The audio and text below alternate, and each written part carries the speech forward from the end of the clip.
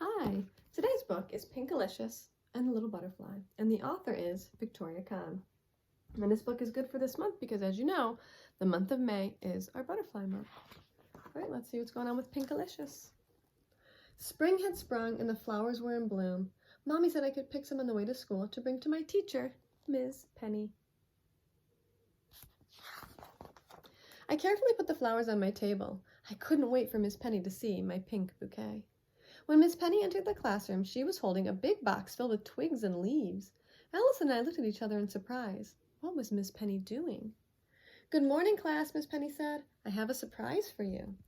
She set the box on her desk and invited us to come take a closer look. I peered into the box and saw, "Ew, worms," Tiffany shrieked. "Cool," said Jack. Miss Penny laughed. "They're not worms, they're caterpillars. One day soon they will turn into beautiful monarch butterflies." Two of the caterpillars had black, white, and yellow stripes. They were munching on leaves. The third caterpillar was emerald green. He scooted up and down the twig like a tiny race car. "How can something so small become a colorful butterfly?" I asked. "With the right food and love, they will," Miss Penny promised. "Would you like to hold a caterpillar?" I nodded and slipped my pinky into the box. The green one crawled onto my finger and wiggled around my palm. I had the perfect name for him. "His name is Wiggles," I said. "Hi, Wiggles," Allison said. "Welcome to our school." Have any of you held a caterpillar? I have too. It's fun. Miss Penny saw the flowers I had brought in earlier. "Did you know that caterpillars love to eat milkweed?" she said. "I brought them for you," I said. "Well, I think there's enough to share, don't you?" asked Miss Penny. I put some milkweed carefully into the caterpillar house. I wasn't sure, but I thought I saw Wiggles smiling.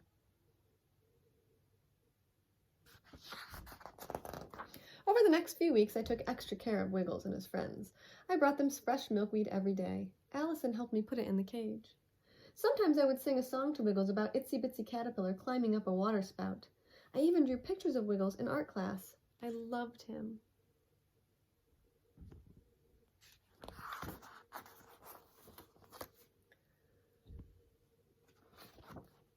One morning I came in early to put leaves in the caterpillar house. But Wiggles wasn't there. His friends were also missing. Miss Penny," I cried. "Someone stole the caterpillars."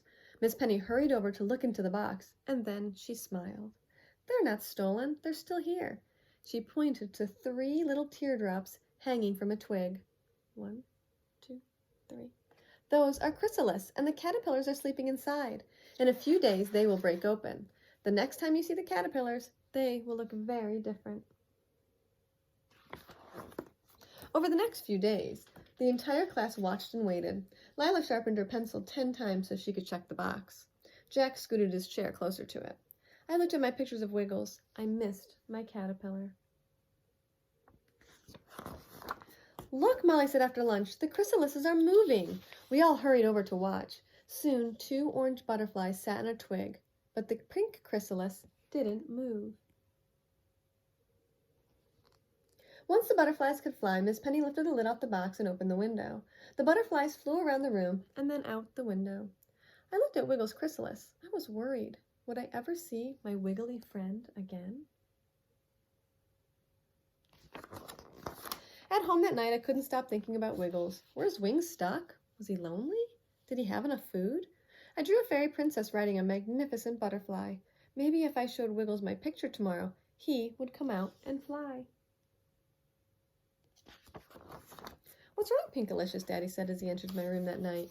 I told him about Wiggles, and he gave me a hug. "I'm sure Wiggles will have his wings in no time," he said. Daddy read me an extra bedtime story and fluttered his eyelashes against my cheek. "That's a butterfly kiss," he said. "It brings good luck." The next morning I rushed to school and hurried over to the box. The last chrysalis had split open, but there wasn't an orange butterfly in the box.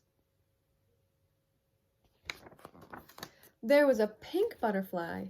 "Wiggles," I gasped. Wiggles delicately flapped his pink-tastic wings. He gently fluttered from the twig to the flowers. "You can't be called Wiggles anymore," I said. "From now on, I'm going to call you Flutterby." When the bell rang for recess, Miss Penny carefully picked up the box, and we went outside. "Pinkalicious, would you like to do the honors?" I came forward and gently lifted the lid. Flutterby gracefully flew out of the box. He swooped around me, then flitted onto my head before he soared upwards, stretching his new wings.